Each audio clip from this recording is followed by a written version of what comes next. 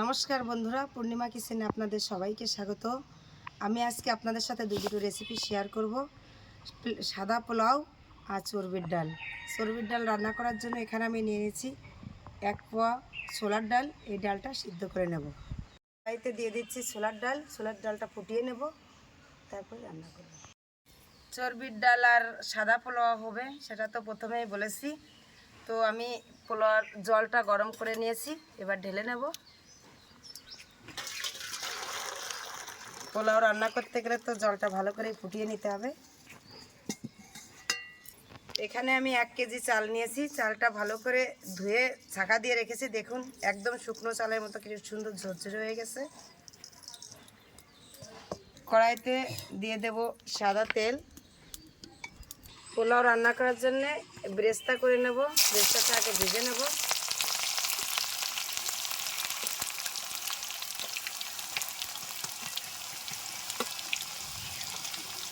কড়াইতে দিয়ে দিচ্ছি ছোলার ডালটা ফুটিয়ে নেব, তারপর রান্না করব।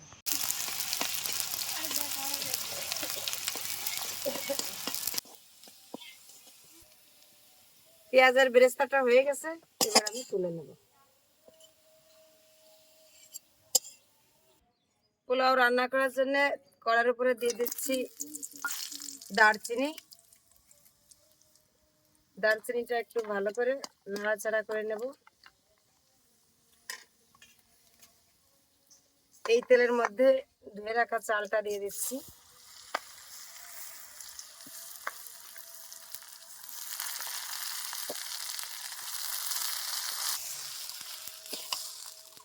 চালটা ভাজার ভিতরে দিয়ে দিচ্ছি গোটা তেজপাতা। আমি প্রথমেই বলেছি একদম সাদা পোলাও রান্না করব, বেশি মশলা অ্যাড করব না।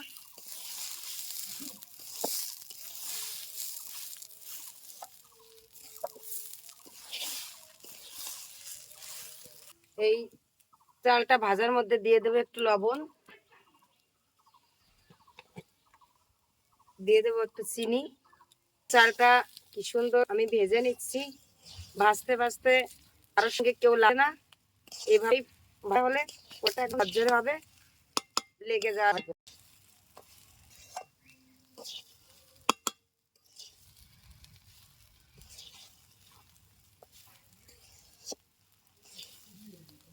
চালটা আমার ভাজা হয়ে গেছে। এই চালটা ধরবে না। এই রাইস কুকারের পেনিতে এই চালটা বসিয়ে দেব।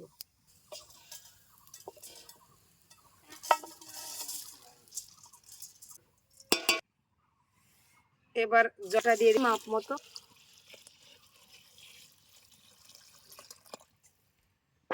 এই জলের মধ্যে দিয়ে দেব গরুর দুধ। ভিজিয়ে রেখেছিলাম কিশমিশটাও দিয়ে দেব। আমার কড়াইটা ছোটোর জন্য আমি রাইস কুকারের পেনিতে রান্না করছি। রাইস কুকারটা তো আমার ভিতরে, তো আজকে আমি রাইস কুকারের বাটিতে করেই রান্না করছি উনুনে। আপনারাও এভাবে করতে পারেন, রাইস কুকারের বাটিতে কোনো সমস্যা নেই। আপনারাও রাইস কুকারেও রান্না করতে পারেন। দিয়ে গুছিয়ে এরকম ভেজে গরম জল করে রাইস কুকারে দিলে হয়ে যাবে। কি সুন্দর আমার হয়ে গেল ঝরঝরে পোলাও। ফ্লেভারটা তো খুবই সুন্দর। এখন এরা খেয়ে দেখুক কেমন হয়েছে। যত ঠান্ডা হবে পোলাওটা তত আরো বেশি ঝরঝরে হবে। এভাবে আমি এবার নামিয়ে রাখবো, নামিয়ে ডালটা রান্না করে নেব। পেঁয়াজ বেরেস্তাটা উপর দিয়ে একটু ছড়িয়ে দেব।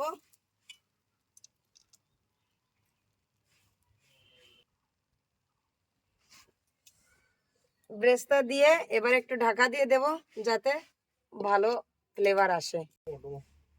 হয়ে গেছে, এবার আমি নামিয়ে নেব।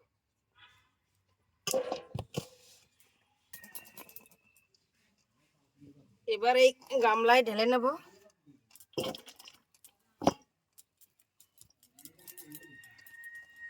এখন এভাবে আমি পোলাওর গামলাটা সাজিয়ে নিয়েছি।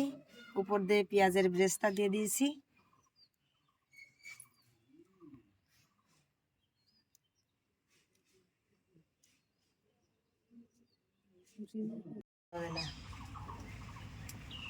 চর্বির ডালটা রান্না করার জন্য চর্বিটা কেটে নিচ্ছি।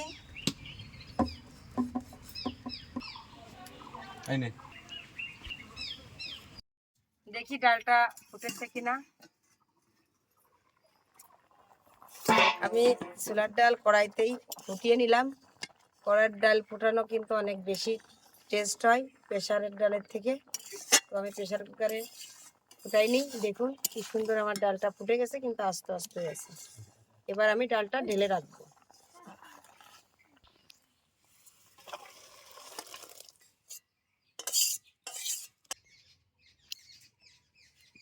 ডাল ঢেলে রেখে কড়াইতে দিয়ে দেবো সাদা তেল। দিয়ে দিচ্ছি গোটা তেজপাতা, জিরে, শুকনো লঙ্কা, পেঁয়াজ কুচি,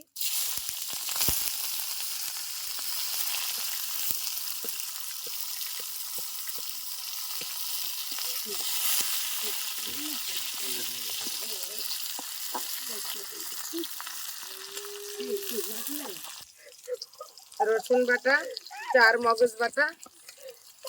এই মশলাগুলো দিয়ে সুন্দর করে কষিয়ে নেব।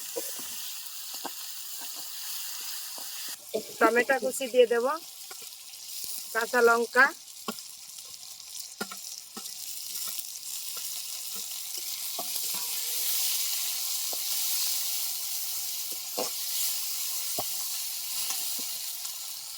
পরিমাণ মতো লবণ, হলুদ গুঁড়ো, শুকনো লঙ্কার গুঁড়ো,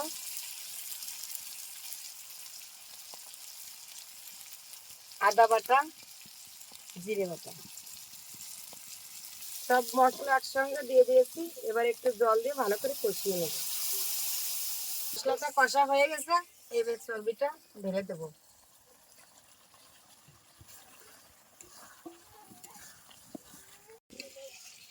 চর্বিটা আমার কষা হয়ে গেছে।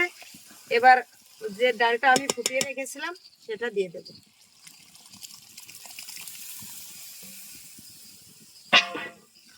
ডালটা সুন্দর মতো ফুটছে। এবার আমি একটু চিনি দিয়ে দেব।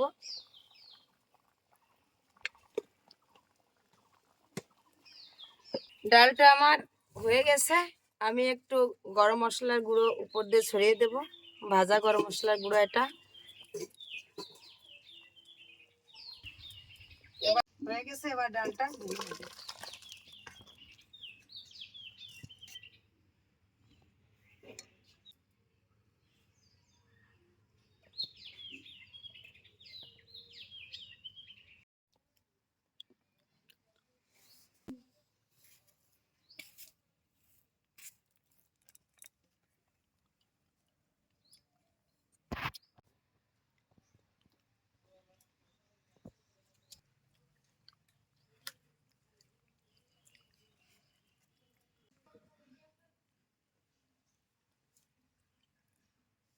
অপূর্ব একটি রেসিপি।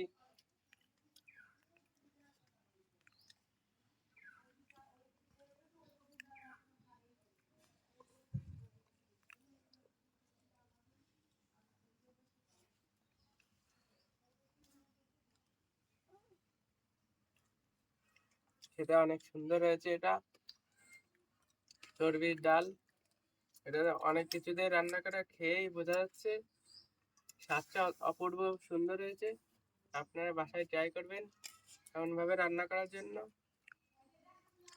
আর আমাদের ভিডিও বেশি বেশি পেতে চ্যানেলটিকে সাবস্ক্রাইব করবেন এবং বেশি বেশি লাইক কমেন্ট করবেন।